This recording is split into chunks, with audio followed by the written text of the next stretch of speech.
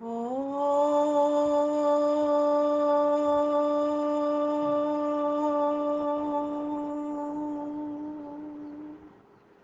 यो भूतं च भव्यं च सर्वं यश्चाधितिष्ठति स्वर्यस्य च केवलं तस्मै ज्येष्ठाय ब्रह्मणे नमः। तस्मै ज्येष्ठाय ब्रह्मणे नमः। ॐ नमस्ते अस्तु आयते नमो अस्तु परायते नमस्ते प्राणतिष्ठत आसीनायोत ते नमः। आसीनायोत ते नमः। केंद्रीय आर्य वक्फ परिषद के 374वें संगोष्ठी में आप और हम सभी एक दूसरे के परस्पर दर्शन कर पा रहे हैं। इसका बहुत ही कुशलता के साथ में संयोजन कर रहे अध्यक्ष, परिषद के अध्यक्ष आदरणीय भाई अनिल आर्य जी एवं कार्यक्रम की इस कार्यक्रम की अध्यक्षता कर रही आदरणीय विमला आहूजा जी गुण मंडी से एवं इस कार्यक्रम की मुख्य अतिथि आदरणीय सरला वर्मा जी हमारी पड़ोसी समाज पूर्वी कैलाश से एवं अभी बहुत ही सुंदर भजन सुन रहे थे उन माताओं के, बहनों के, भाइयों के, वे सभी माताएं, बहनें और भाई तथा जहाँ जहाँ से भी जुड़े हैं देश से विदेश से सभी भाई बहनों को मैं अपना हाथ जोड़ करके नमन, वंदन और अभिनंदन करती हूँ और साथ ही इस होली के पावन पर्व की आप सभी को बहुत बहुत शुभकामनाएं, हृदय से लख लख बधाइयाँ प्रेषित करती हूँ। परमात्मा हम सभी के जीवन में आरोग्य, सुख, शांति, सौहार्द की वर्षा लेकर के आए जिससे हम अपना, अपने परिवार का, समाज का और राष्ट्र का कल्याण कर सकें। ये पर्व जितने भी आते हैं वे सभी हमारी संस्कृति को मजबूत करने के लिए आते हैं, जैसा कि हम सभी जानते हैं। होली का ही अभी गायन चल रहा था। आज हमें जो विषय मिला है वो विषय ये है होली का वैदिक स्वरूप। तो आइए जान लेते हैं। सबसे पहले तो हम होली क्या है, क्यों मनाएं, कैसे मनाएं, क्या इसका प्रारूप हो, क्या इसका ढंग हो और आज के दिन क्या हम संकल्प लें, किस तरीके का हमारा आहार विहार हो, किस तरीके की हमारी दिनचर्या हो। बहुत सारे बिंदुओं को समेटता है ये होली का पावन पर्व।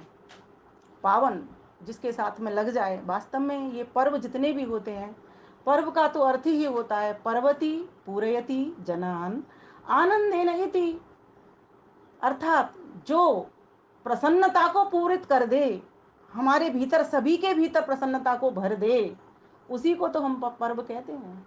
सभी मनुष्यों को जिसमें खुशी मिले, हम उनको पर्व नहीं कहते। जहाँ पर बकरे कटते हैं हम उनको पर्व कभी नहीं कहते।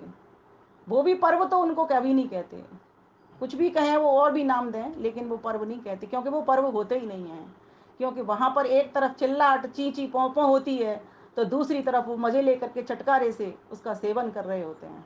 हमारी वैदिक संस्कृति के भीतर जितने भी पर्व होते हैं वहाँ पर तो एक दूसरे की सुरक्षा है, एक दूसरे की सुख शांति है, एक दूसरे की प्रसन्नता है। इसीलिए इन पर्वों को हमें खूब धूमधाम से मनाना चाहिए। तो आइए समझ लेते हैं ये होली क्या है।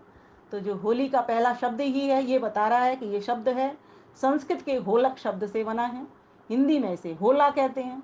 और अभी आप लोगों ने कल होला ला करके और अग्नि में भूना भी होगा। अभी तो ऐसी व्यवस्था भी हमसे यहाँ शहरों में नहीं हो पाती है, मगर मंदिरों में या अपने घर में जो भी माताएं, बहनें, भाई यज्ञ करते हैं तो वहाँ पर ये व्यवस्था हमको उपलब्ध हो जाती है। होला होलक से बना है और होलक के लिए कहा गया है तृणाग्नि भ्रष्टार्ध पक्वशमी धान्यम होलक। यह हमारे कल्पद्रम एक शास्त्र है, वहाँ पर हमको ये लिखा हुआ मिल जाता है। व्हाट्सएप पे भी चारों तरफ आजकल ये चल ही रहा है वैदिक स्वरूप बताने के लिए कि इसको होली क्यों कहते हैं। और इससे क्या होता है, तो क्यों खाया जाता है, बहुत सारे बिंदुओं को छुएगा। तो वहीं भाषा प्रकाश ने भी इसको लिखा है, होलको अल्पानिलो मेधा कफ दोष अमापह। अर्थात यह जो होला जो खाया जाता है वो इसलिए खाया जाता है जिससे हमारे मेद और कफ में शांति मिलती है, अर्थात संतुलित में आते हैं, संतुलन में आते हैं। तो ये तो रहा होली जो शब्द है वो कैसे बना, इस तरीके से होलक से होला हुआ, होला से होली हुआ। और बहुत सारे तरीके से अगर सामान्य अर्थों में इसको लें तो मुझे जो सबसे अच्छा अर्थ इसका जो लगता है कि होली हो जाएं बस। किसके हो जाएं, तो उत्तर होगा अपने हो जाएं पहले तो। फिर दूसरा किसके हो जाएं, तो बोले दूसरा माता पिता के हो जाएं। तीसरा किसके हो जाएं, तो भाई बहनों के हो जाएं। चौथा किसके हो जाएं, तो गुरुजनों के हो जाएं, विद्वानों के हो जाएं।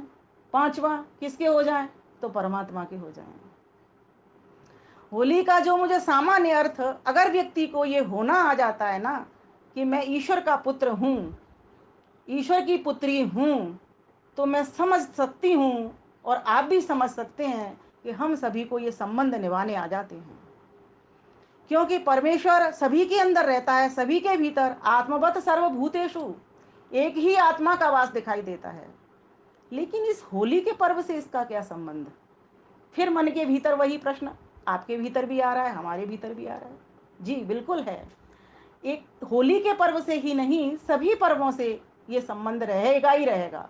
जब तक इस चोले के भीतर हम रहेंगे, शरीर रूपी गाड़ी के अंदर रहेंगे, तब तक ये रहेगा ही। क्योंकि हमें सभी का होना आना चाहिए। सभी का जब हमको होना आ जाता है तो उस परम पिता परमेश्वर के भी हम हो ही जाते हैं। क्योंकि परमेश्वर ईशावास्यमिदं सर्वम यत्किंच जगत्याम जगत तेन त्यक्तेन भुंजीता माँ गृधः कस्य सिद्धनम। परमेश्वर कण कण के भीतर रहता है, हर व्यक्ति के भीतर है और हर वस्तु के भीतर है। फिर हमको प्रकृति का संरक्षण करना आ जाता है, प्रकृति का निहारण करना आ जाता है, प्रकृति को देखना आ जाता है। आपने देखा होगा इससे क्या संबंध, तो इससे सीधा संबंध है प्रकृति का। प्राकृतिक महत्व जितना होली का, जितने पर्वों का होता है, उतना बाकी चीजों का नहीं होता। प्रमुखता से प्रकृति का ही रहता है, तभी जाकर के हम इन पर्वों को मनाते हैं। जैसे अभी आप देख रहे हो, जब पार्क में चलते हो या कहीं घूम रहे होते हो, है ना, तो आपको लगता है सुबह शाम में कि वृक्ष अपने आप ही अपनी संपत्ति को हमारे ऊपर उड़ा रहे हैं। जैसे लगता है जैसे वृक्ष देवता स्वयं आकर के आशीर्वाद हमको दे रहे हो। टेसु पलाश ढाक स्वयं परमेश्वर अपने आप गिरा रहा है। किसके लिए गिरा रहा है? हमारे लिए। क्यों गिरा रहा है? तो मन के भीतर प्रश्न उठेगा। इसलिए उठा रहा है कि देखो इस प्रकृति को, ये तुम्हारी सेहत के लिए फायदेमंद है। इन पुष्प वृक्षों को देखो, इनके झड़ते हुए पुष्पों को देखो, ये तुमको सिखला रहे हैं। देखो हम त्याग कर रहे हैं, और वास्तव में ये वैदिक स्वरूप है होली का कि हमें त्याग की संस्कृति सिखाई जाती है। इसीलिए आपको पता होगा कि बृहद यज्ञों का आयोजन हमारे प्राचीन ऋषि मुनि किया करते थे जब भी पर्व कोई आया करते थे। ये कोई अभी का पर्व नहीं है, या कोई सिर्फ मात्र प्रहलाद से जुड़ा हुआ पर्व नहीं है। ऐतिहासिक महत्व हो सकता है, धार्मिक महत्व हो सकता है, सांस्कृतिक महत्व हो सकता है, लेकिन ये तो अनादिकाल से चल रहा है। जब जब परमात्मा सृष्टि बनाता है तब तब प्रकृति के ये जो परिवर्तन होने वाले 12 मास हैं वो होते ही होते हैं। चैत्र से लेकर फागुन मास तक, चैत्र प्रारंभिक मास है और फागुन अंतिम मास है। अंतिम मास भी फिर द्वारा से आने वाला है, ये कह करके जा रहा है कि अब तुम्हारा नव सब वो मास मैं तुमको दे करके जा रहा हूं। अब तुमको नव सृजन करना है, नव गठन करना है, नव पठन करना है, नव निर्माण करना है। अब तुमको स्वयं का करना है, औरों का नव निर्माण करना है। इसीलिए जो अंतिम मास है, जैसे कोई घर में बुजुर्ग व्यक्ति हो ना, उसका अंतिम अवस्था आ जाए तो वो क्या कहता है, जी मैं तुमको सारा कुछ सौंप करके जा रहा हूं, तुम मेरे पदचिन्हों पर चलना। ठीक इसी प्रकार से ये फागुन मास जो अंतिम मास है, इसको विदाई का मास कहा गया है। ये कह करके जा रहा है मैं तुमको नव सृजन करना सिखा रहा हूँ। पुराने जड़ेंगे, नए फल फूल आएंगे, इन फल फूलों का सेवन करो, देखो मुझे। ये स्वयं प्रकृति और ये स्वयं परमात्मा ने जो प्रकृति की व्यवस्था की है, ये हमें स्वयं दिखा रही है। लेकिन जब व्यक्ति चिंतन करता है, निहारता है, तब तो जाकर के उसको ये बात पकड़ में आती है। अन्यथा तो शब्द प्रमाण में हमने सुन लिया, पढ़ लिया, वो तो फिर हमारा ऊपर से ऊपर होकर के निकल जाता है। तो ये प्रकृति है, ये हमें बताने के लिए आई है कि तुम भी मेरी तरीके से महकना सीखो, त्याग करना सीखो। और त्याग किसमें सब सर्वाधिक है? तो उत्तर निकल करके आएगा। महर्षि देव दयानंद सरस्वती ने कहा, पंच महायज्ञों के भीतर जितना त्याग हो सकता है उतना त्याग कहीं नहीं हो सकता। तो कहा ब्रह्म यज्ञ करना सीखो, अपनी आत्मा को शांति पहुंचाना सीखो, ध्यान करना सीखो, औरों को ध्यान करना सिखाओ। ये होली का संदेश है। आप कहोगे ये कहाँ पहुंचा रही हैं? मैं वहीं पहुंचा रही हूँ जहां से मैं आई हूँ और जहां से आप सभी आए हैं, और जहां से उतनी मजबूती के साथ वो पकड़ कर सकते हैं। तो ब्रह्म यज्ञ करना सीखो। ब्रह्म यज्ञ करने में भी त्याग लगता है, आपको बैठना पड़ता है, बिस्तर छोड़ना पड़ता है, बिस्तरों का त्याग करना पड़ता है, ईश्वर से प्रार्थना करनी पड़ती है, अपना आत्मनिरीक्षण करना पड़ता है, सेल्फ इंस्पेक्शन करना पड़ता है। आपको सोचना पड़ता है कि मैं इस दुनिया के भीतर आया हूं तो क्यों आया हूं? क्या स्वयं उपभोग करने के लिए आया हूं, मैं त्याग करने के लिए आया हूं? ये जितने भी पर्व हैं ये हमको सिखाने के लिए आए हैं कि त्याग करना सीखो, यज्ञ करना सीखो। तो पहले तो ब्रह्म यज्ञ के द्वारा भी हम त्याग करते हैं, फिर उसके बाद में देव यज्ञ करते हैं, देवताओं की पुष्टि करने के लिए भी हम यज्ञ करते हैं, वहां पर भी हम त्याग करते हैं। समिधा का, साकल्य का, गौघृत का बहुत बड़ा त्याग करते हैं। और ध्यान देना, अकेले ही हम त्याग नहीं करते, एक संगठन की भावना बना करके काम करते हैं हम। ये होली का पर्व ये संदेश देने भी आया है कि तुम इन बृहद यज्ञों की ओर आओ। क्यों करें? प्रश्न ये मन के भीतर आता है। तो हम सभी जानते हैं इसलिए करें कि हमारा जो वातावरण प्रदूषित हो गया है वो कैसा हो जाए? शुद्ध हो जाए।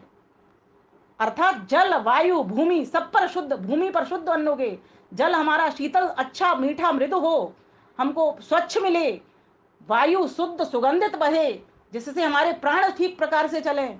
ये हमको बताने के लिए ये पर्व आते हैं कि तुम बृहद यज्ञों की ओर आ जाओ। और ये कैसे होगा? तो बोले संगठन बना लो। इसीलिए जहां इसका प्राकृतिक महत्व है, पर्यावरण को हमको शुद्ध करना है, वहीं पर इसका सामाजिक भी बड़ा महत्व है। एक यज्ञ के अंतर्गत जब हम देव यज्ञ कर रहे होते हैं तो वहां पर भी सामाजिक समरसता देखने के लिए मिलती है। आप कहोगे कैसे? आर्य समाज मंदिरों के भीतर जब यज्ञ हो रहा होता है तो क्या आपको पता होता है पंडित की जात कौन सी है, या यजमान की जात कौन सी है, या वहां बैठे हुए लोगों की जात कौन सी है? ऊंच नीच, जात पात, रंग भेद, भाषा भूषा सबको बुला दिया जाता है वहां पर। वहां पर एकमात्र बस ये पता होता है यहाँ पर जो यज्ञ कराने वाले हैं वो ब्राह्मण देवता हैं, जो यज्ञ कराने वाले हैं वो ब्राह्मण देवता है, बस इतना पता होता है। कोई जात नहीं होती। क्यों? क्योंकि वेद ने कहा है कि तुम मनुष्य हो, सभी एक ही जाति को हो, तुम पशु पक्षी नहीं हो। तुम्हारी कोई ब्राह्मण, क्षत्रिय, वैश्य, शूद्र ये जाति नहीं है, ये वर्ण व्यवस्था है। इसके आधार पर तुम पहचाने जाते हो। यदि तुम यज्ञ कराते हो, यज्ञ करते हो, यदि तुम दान करते हो, दान लेते हो, यदि तुम विद्या पढ़ते हो, विद्या पढ़ाते हो, तो तुम ब्राह्मण हो। इसीलिए ब्राह्मण किसी कुल के भीतर पैदा नहीं होता है। आज ये होली के पर्व पर ये संदेश जाना चाहिए कि जब तक व्यक्ति को इन जात पात के बंधनों को नहीं तोड़ना आ जाएगा तब तक लोग हमें काटते रहेंगे, बांटते रहेंगे। और ये मुगल काल ऐसा आया था, हमको काटा इसी तरीके से गया था। ब्राह्मणों को कह दिया कि तुम ही ब्राह्मण हो, जिस घर में जो बालक पैदा होगा वही ब्राह्मण होगा, बाकी को और कहाँ जाएंगे? चाहे किसी के भीतर योग्यता है या नहीं है वो कहाँ जाएंगे? वो क्या सारे की सारे वैसे क्षत्रिय शूद्र हो जाएंगे? नहीं।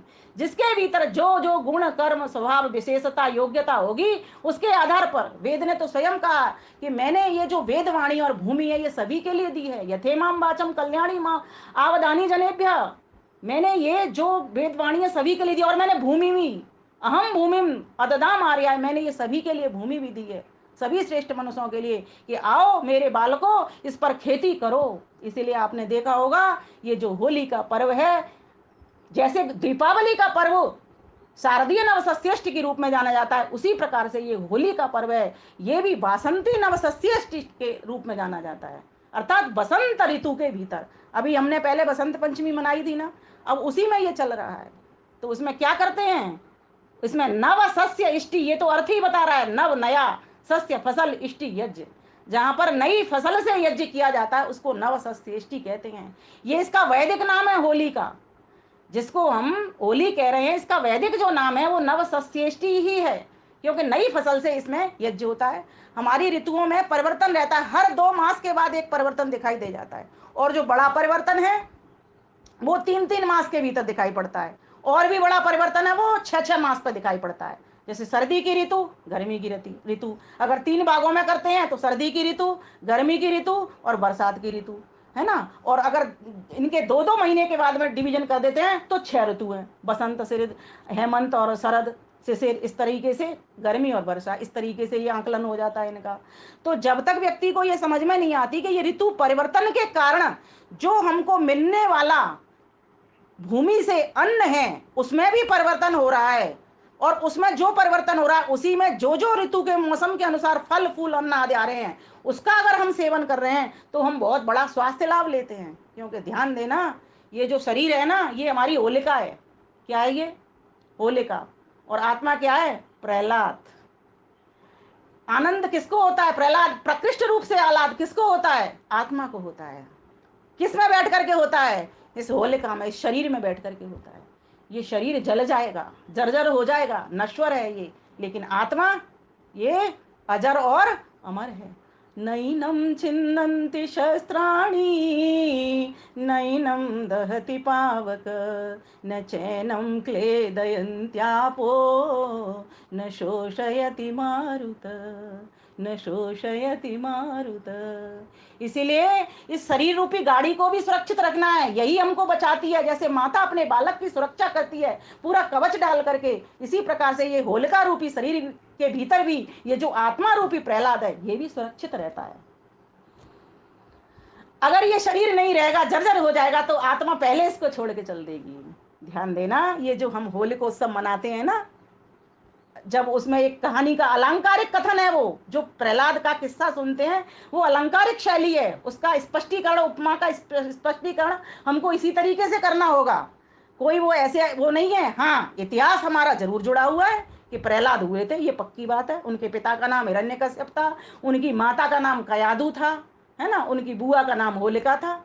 लेकिन अगर हम इस तरीके से इसको देखेंगे तो उससे पहले भी तो होली मनती थी, उससे पहले भी तो बसंत ऋतु आती थी, उससे पहले भी तो नवसस्येष्टि यज्ञ हुआ करते थे। इसीलिए ये तो अनादि चक्र है, सृष्टि का प्रवाह रूप से अनादि चक्र है। ये बनती है, बिगड़ती है, बनती है, बिगड़ती है, और जब जब परमात्मा सृष्टि को बनाता है, ये आप संध्या में मंत्र पढ़ते हो, ऋतम च सत्यम च, तब तब क्या होता है? यथा पूर्वम कल्पत, वैसी वैसी सृष्टि बनाता है, उसी उसी प्रकार से। और उसी प्रकार से ऋतुएं बनाता है, उसी प्रकार से मासों का विभाग करता है, उसी प्रकार से हम सबके शरीरों को भी बनाता है कर्मानुसार। तो ये समझने की बात है। तो ये होली का संदेश हमको देने के लिए आया है कि मेरे प्यारे बच्चों, तुम आओ मेरे पास और देखो मैंने ऋतु ऋतु के लिए तुमको कैसा अन्न दिया है। और इन दिनों क्या अन्न आ रहा है? यजुर्वेद का 18वें अध्याय का 12वां मंत्र है। आप नोट करना चाहें तो नोट कर लें।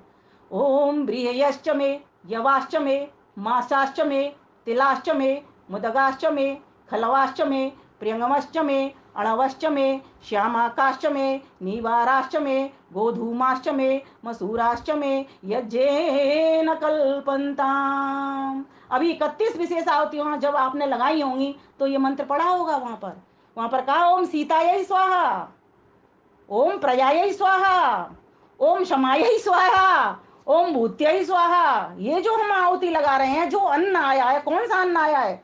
ब्रियश्च में, यवाश्च में, ये जो आया है, ये तिलहन आया है, मासाश्च, मास्ट, उड़द आई है, उड़द की दाल आई है। अब लोगों ने ना यहीं से लेकर के कह दिया वेदों में तो मांस आया है जी।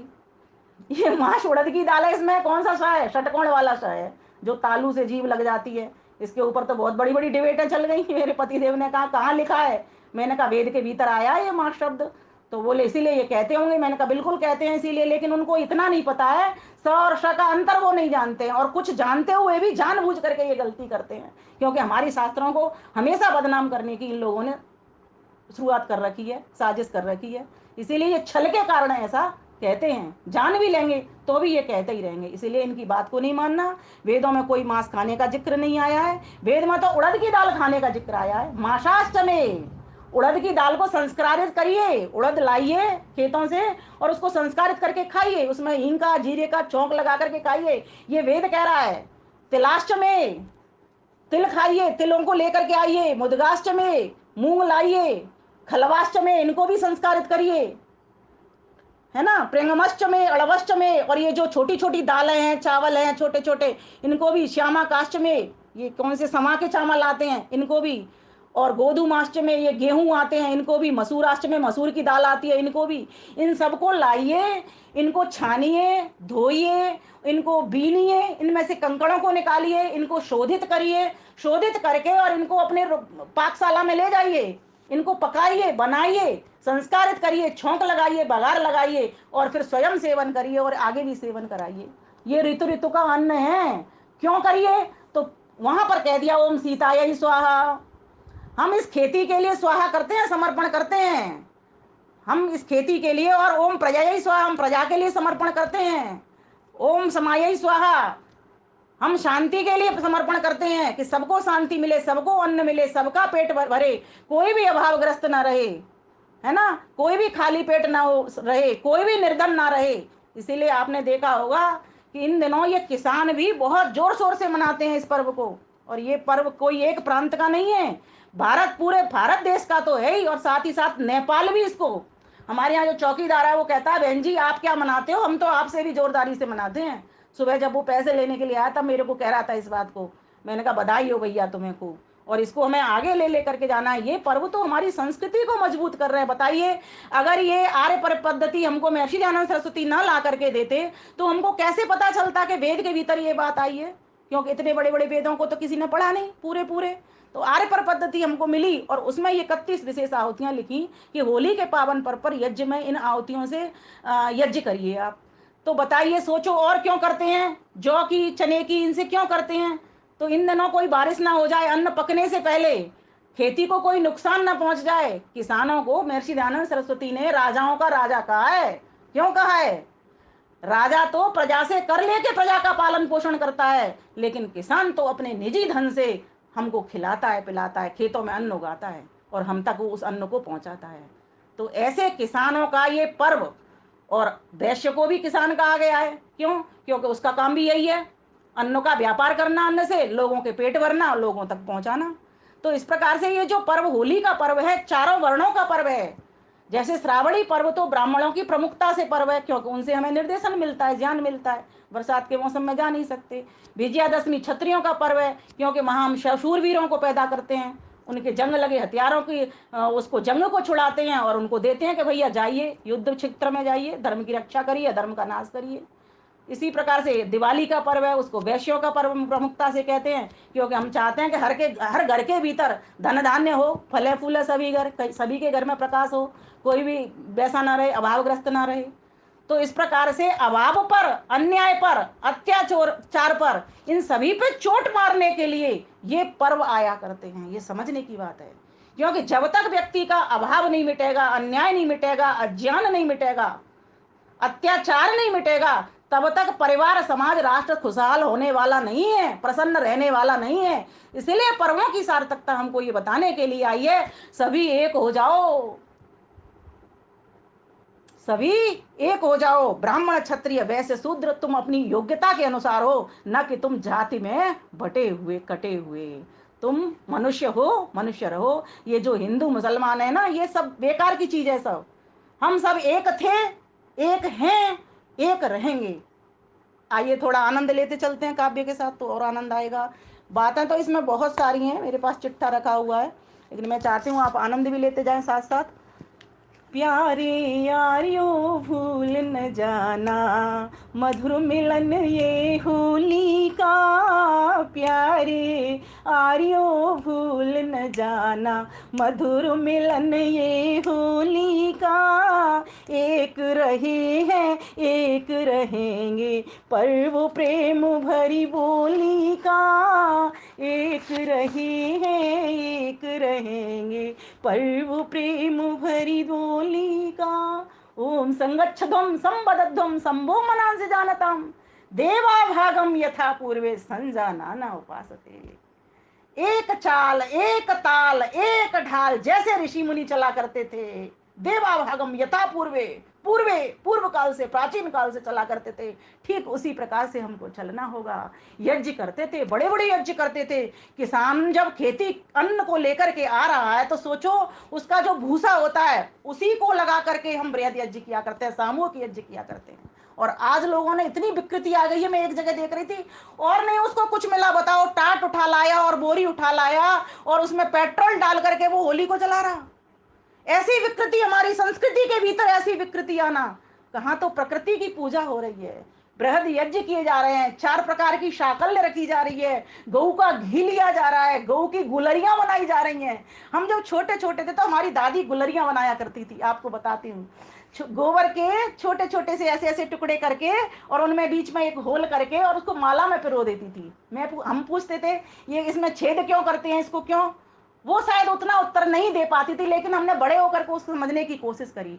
अग्नि हवा से जलती है और गुलरियों में जब जो छेद हो जाता है तो वहां हवा प्रवेश कर जाती है, और जब उसे अग्नि में जलाया जाता है उन गुलरियों को, तो कोयले की तरह धलकती हैं। और जो गऊ के गोबर से बनी हुई वो जो गुलरियां हैं, उनके द्वारा जो स्वास्थ्य लाभ मिलता है, जो पर्यावरण का शोधन होता है, वो तो देखने लायक ही होता है। लेकिन आज ये हमने गौ पूजा बंद कर दी, गौओं को बढ़ाना, गोवर्धन बंद कर दिया, तो हम महत्व भूल गए इस चीज का। इसलिए ये होली का पर्व ये भी संदेश देने के लिए आया है कि गऊ के उपलों से यज्ञ करो और उन पर क्या करो, वो जो अन्न आ रहा है होला वाला, होला चना, जिसकी किसने रक्षा की? उस छिलके ने रक्षा की, होलिका ने रक्षा की। होलिका माता है, निर्माता है। जैसे हमारा शरीर के भीतर आत्मा रहता है, ठीक उसी प्रकार से उस छिलके के भीतर वो चना भी रहता है। तो इस प्रकार से अन्नम वही प्राण, ये जो प्राण है यही अन्न है। तो चना हमको खाना है, चने से हमको पोषण मिलना है, गेहूं से, जौ से, यव से, इनसे हमको पोषण मिलना है, मसूर से, दालों से प्रोटीन मिलना है, हमको पोषण मिलना है। तो इस प्रकार से हमको क्या करना होगा? ओम ओम ओम ओम ओम ओम क्षम्यताम। तो हमें क्या करना होगा? हमें गऊ की जो गोबर की जो गुलरियां है ना, वो बनाना प्रारंभ करना होगा। हमने तो ये बहुत बनाई है बचपन में, और अभी भी हम प्रयास करते हैं कि उनको बनाए, कहीं से गोबर मिले गौ माता का। हम गौ माता की वृद्धि बहुत तरीके से कर सकते हैं। ये होली के पर्व यह भी संदेश देने के लिए आया है, गौ माता की रक्षा करो, इससे तुमको दूध मिलता है, उससे तुमको घी मिलता है। किसान का अन्न, गौ माता का दूध, ये सभी की सभी हमारे लिए पुष्टिकारक हैं। इसीलिए इन दिनों गौ माता की भी रक्षा होती है, किसान की भी रक्षा होती है, और इन यज्ञों को करके हमारी और आपकी सबकी रक्षा होती है। और जब रक्षा होती है तो प्रसन्नता होती है, सीधी सी बात है। हम सभी यही तो चाहते हैं, हम सुरक्षित रहें। तो सुरक्षित कैसे रहेंगे? जब परमात्मा की आज्ञा को मानेंगे। परमात्मा की आज्ञा क्या है?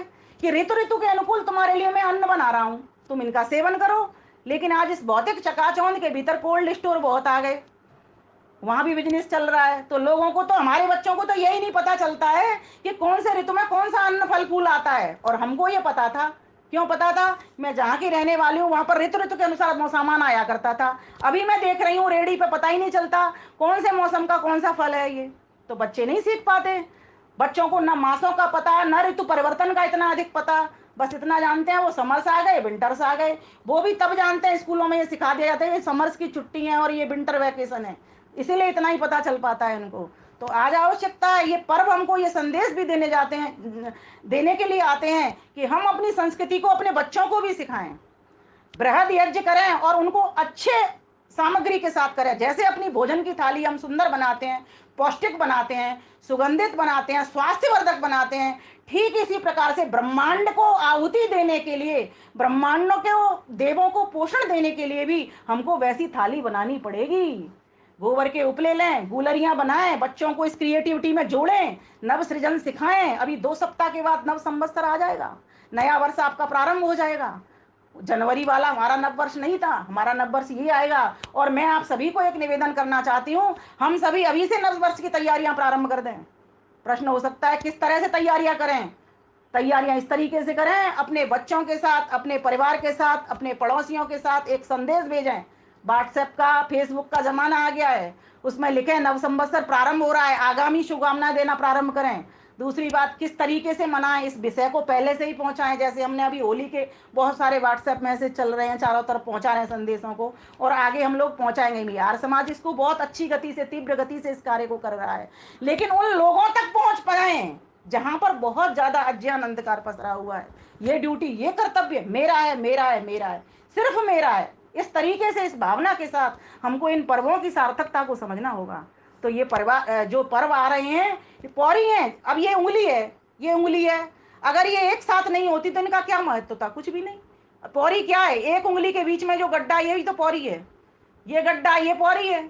ये गड्ढा ये पौरी है, ये गड्ढा ये पौरी है, अब ये मुट्ठी बन गई, यही पौरी है, यही पर्व है। ये जोड़ने का काम करते हैं, तोड़ने का काम नहीं करते। तो हमारी संस्कृति हमको समझाने के लिए आई है, एक हो जाओ। ये पर्व प्यार भरी टोली का, प्यारे यारियों भूल न जाना, मधुर मिलन ये होली का।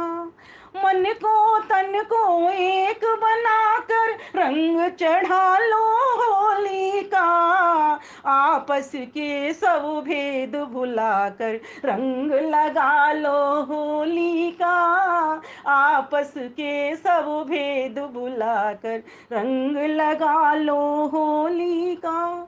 पूर्वजों ने पर्व चलाकर अर्थ समझाया होली का, प्यारे यारियों भूल न जाना, मधुर मिलन ये होली का।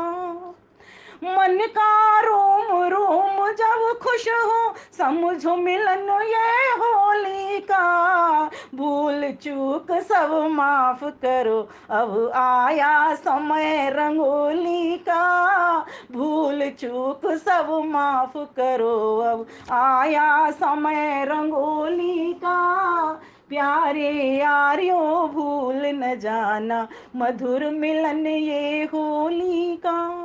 आज गले से गले मिलाओ, तिलक लगाओ होली का, आज गले से गले लगाओ, तिलक लगाओ होली का। जुदा जुदा क्यों खड़े हुए हो, मधुर मिलन कर होली का, जुदा जुदा क्यों खड़े हुए हो, मधुर मिलन कर होली का। ऊंच नीच के भेद मिटा लो, ऊंच नीच के भेद मिटा लो, संगठन बनाओ टोली का, प्यारे भाइयों भूल न जाना, मधुर मिलन ये होली का। एक रहे हैं एक रहेंगे, पर्व प्रेम भरी बोली का। गन्ने की जैसे पौर एक से एक जुड़ जाती है और अपना संगठन बना करके एक गन्ना कहलाता है, और उस गन्ने का रस जब हम पीते हैं तो कितने तृप्ति के साथ में भर जाते हैं। तो जब हमारा समाज संगठन हो जाएगा, ये सामाजिक समरसता का भी संदेश देने के लिए आया ये पर्व होली। छुआछूत को दूर भगा दो, यही सबक है होली का, सारे जने मिल प्रेम सिखाओ, उद्देश्य यही है होली का। प्रेम मिलन को अमर बनाओ, संदेश यही है होली का, प्यारे यारियों भूल न जाना, मधुर मिलन ये होली का। एक रहे हैं एक रहे हैं, मधुर मिलन यह होली का। वातावरण मनोहर हो फिर प्रेम पगीस होली का, मानव को संदेश प्रेम का देता आया होली का।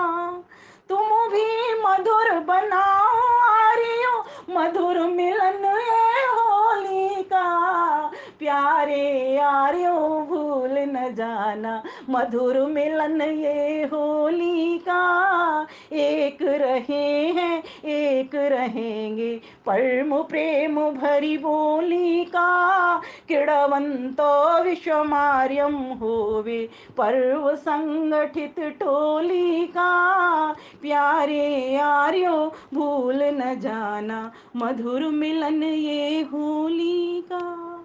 अब एक और बात, रंगों का पर्व है रंगोत्सव, विविधता में एकता। विविध रंग हैं, जैसे तरह तरह के फूल हैं, पुष्प हैं, ठीक तरह तरह के अन्न हैं।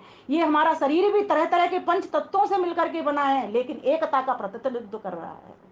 हम सभी उन्हीं पंचभूतों से बने हुए हैं, और ये पूरा सभी पूरा प्राणी जगत हो, चर जगत या अचर जगत, जड़ जगत या चेतन जगत, ये सभी विविधता में एकता सिखा रहे हैं हमको। तो फिर क्यों कटे बटे पड़े हुए हैं हम? इसलिए हम उन रंगों में एक होना सीख जाएं, उन रंगों को अपने शरीर से लगाना प्रारंभ कर दें। ये कौन सिखाएगा? ये वेद सिखाएगा। वेद किसकी वाणी? ईश्वर की वाणी है। ईश्वर की आज्ञा है, वेदों की ओर आओ, वेदों की ओर लौटो, वैदिक पर्व मनाओ। वेदों में लिखा हुआ है यज्ञों के द्वारा अतिथि यज्ञ करो। ध्यान देना, यज्ञ के भीतर पंच महायज्ञों में ये सब कुछ आ जाता है। क्या क्या? देव पूजा, संगतिकरण और दान, सामाजिक समरसता, जहां संगतिकरण को बता रहा होता है कि संगत कर लो। जैसे वीणा के तार हैं, जब वो सारे स्वर मिलते हैं तभी जा करके उसमें से एक बहुत बढ़िया गीत निकलता है। इसी प्रकार से जब हम सारे संगठनिक भाव से सभी हिंदू भाई संगठन जब हम मिल जाएंगे, एक हो जाएंगे, मैं तो कहती हूँ अपने आर्य समाज का मंच भी जब एक हो जाएगा तो हम बहुत बड़ा काम कर लेंगे। और बात तो हम करते हैं कृणवंतो विश्व मार्यम की। ये होली का संदेश देने के लिए आया है कि स्वयं आर्य हो जाओ, उस तरीके का भोजन प्रारंभ कर दो जैसा ईश्वर की आदेश है, उस तरीके का पाठ पढ़ना प्रारंभ कर दो जिस तरीके का ईश्वर का आदेश है, उस तरीके के वाणी विचार व्यवहार को करना प्रारंभ कर दो जिस तरीके का ईश्वर का आदेश है। मधुमन में निक्रमणम, मधुमन में परायणम, वाचा वदामि मधुमद भूयासम मधु संदृशः। अनुव्रतः पत्पितुः पुत्रो, अनुवृतः पितुः पुत्रो, जायापत्ये मधुमती, वाचम वदतु शांतिमाम। ये वेद हमको उपदेश कर रहा है, कह रहा है सभी मिलजुल करके एक हो जाओ, भाई बहन, बहन भाई, किसी में कोई फूट न रहे, पति पत्नी, राजा प्रजा, गुरु शिष्य, सभी अच्छे संबंध बनाओ, एकत्रित हो जाओ। ये होली का पर्व हमको ये भी बताने के लिए आया है। तो इसका जहां प्राकृतिक महत्व है, ऐतिहासिक महत्व है, इतिहास तो कोई भी जुड़ता चला जाएगा। आज भी कोई घटना हो जाए तो वो भी जुड़ जाएगी।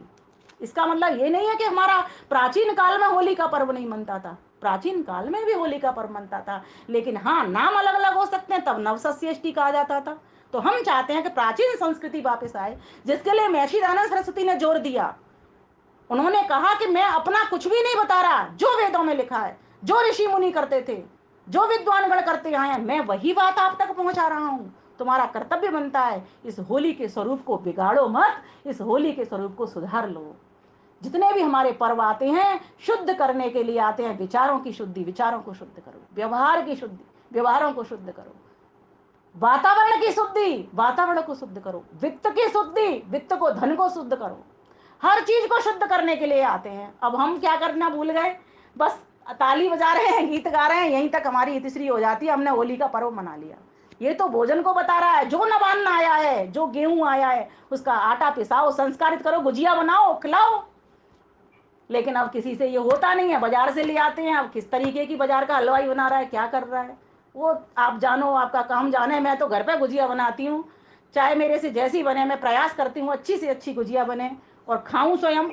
सबसे पहले आपने देखा होगा उस प्रसाद को कहाँ लगा जाता है? यज्ञ के भीतर, यज्ञ देव के भीतर। क्यों? क्योंकि यज्ञ देव से ही वो अन्न प्राप्त हुआ है हमको। जब हमने यज्ञ किया तो वर्षा हुई, वर्षा हुआ तो अन्न पैदा हुआ, और अन्न पैदा हुआ तो हमने उसकी रोटी बनाई, चावल बनाए, पकाए, खाए, है ना? तो हमारा क्या कर्तव्य बनता है? जिस कारण से, जिस साइकिल के द्वारा वो अन्न हम तक पहुंचा, उस साइकिल को वापस पहुंचाना है। तेरा तुझको अर्पण, क्या लागे मेरा, रोज हम आरती बोलते हैं। तो तेन त्यक्तेन भुंजिता, त्याग पूर्वक भोग करें, सबको खिलाएं, सबको खुशियां दें। मैं सभी को कहा करती हूँ, किसी के पास कुछ नहीं है, ना धन है, ना सेवा है, ना शरीर है, कुछ नहीं है, तो क्या करे वो? तो एक प्रार्थना मन से निकाल दे, प्रभु मैं सर्वे भवन्तु सुखिनः सर्वे सन्तु निरामया। बस इसी को ही रट ले, इसी को जप ले, इसी की भावना बना करके रखे। तो मैं कहती हूँ कि हमें संगठन को जोड़ने में बिल्कुल भी देर नहीं लगेगी, बहुत आसानी से हम एक दूसरे के हो जाएंगे। ये पर्व हमको बताने के लिए आया है कि हम एक हो जाएं। तो और आगे बात देखते हैं। बहुत सारे रंगों से इन दिनों होली खेली जाती है। ये केमिकल के रंग हैं, ये शरीर को नुकसान पहुंचाते हैं। तो कौन से रंग लें? जो वृक्षों ने आपके लिए फूल छोड़े, पलास है, अभी आप चलोगे कितने सारे टेसू के फूल कितने गिर रहे हैं इन दिनों, ऑरेंज ऑरेंज कलर के, वो सब टेसू के फूल ऊपर से वृक्षों से गिर रहे हैं। उनको लाइए, उनको आप ऐसे करोगे ना, कलर आ जाता है बिल्कुल हल्दी जैसा।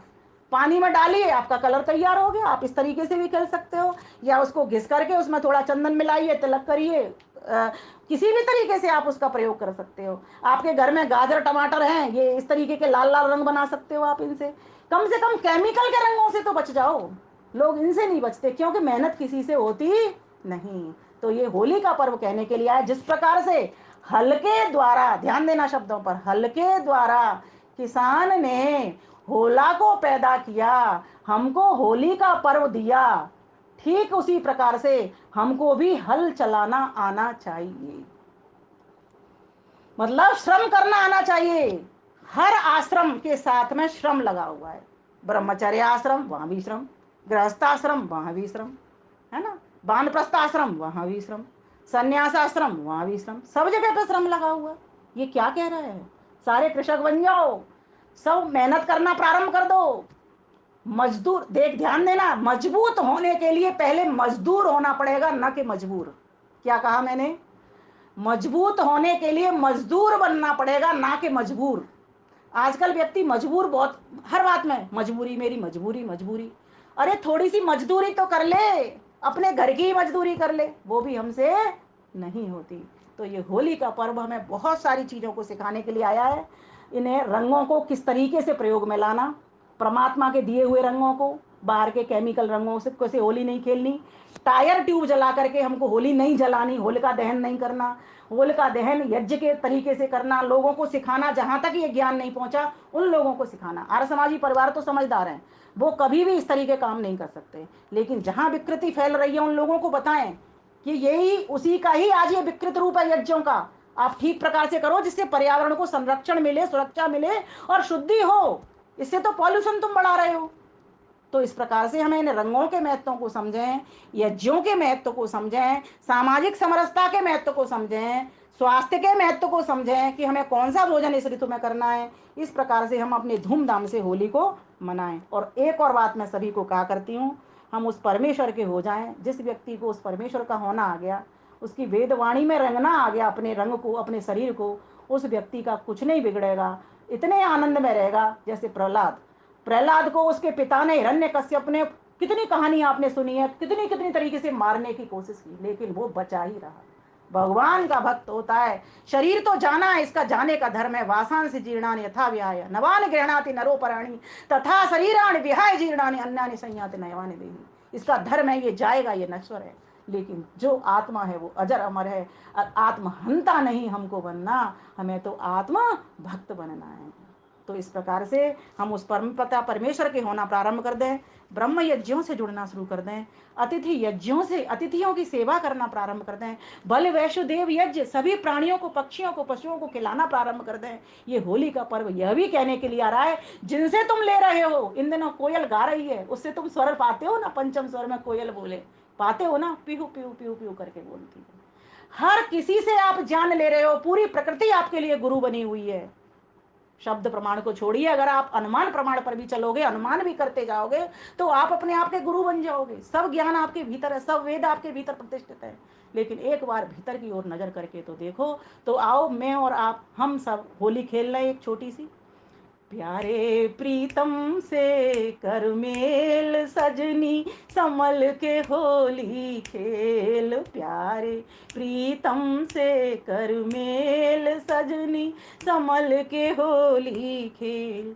पहले तो सज ले ओ अलवेली, सेवा साड़ी ओढ़ सहेली, बुद्ध की बिंदी लगा नवेली, अब दिखी अब मत रहे अलेल सजनी, समर के होली खेल। प्यारे प्रीतम से कर मेल सजनी, संभल के होली खेल। किस तरीके की होली खेलें, कौन से आभूषणों से सजे, क्योंकि कहा जाता है यहाँ पर कोई ताम झाम की आवश्यकता नहीं, कोई नए वस्त्रों की भी आवश्यकता नहीं, कोई घर की सजावट की आवश्यकता नहीं। तो कैसे इस आत्मा की सज्जा करें? तो कहा गया, हाथ में चूड़ी चातुरता की, कान में बाली बल विद्या की, नाक में लौंग पहन लज्जा की, अब देख शील को सिर में तेल सजनी, संभल के ली खेल। अब देख शील को सिर में